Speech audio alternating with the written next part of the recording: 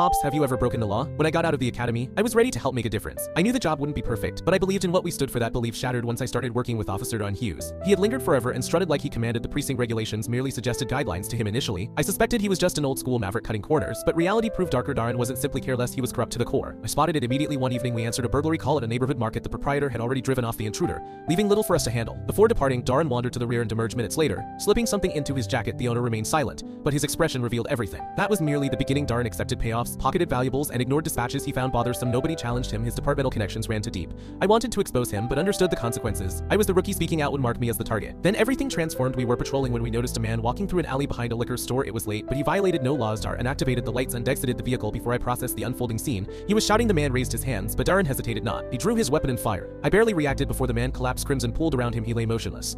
I saw no weapon. No confrontation occurred. He stood alive one moment and lay dying the next. Darren holstered his pistol and stated, "He reached for my weapon," then reported it with chilling casualness. An investigation launched, but it was theatered on held seniority. The official account labeled the man a known narcotics dealer, perhaps true, but I knew he had committed nothing warranting that night's outcome.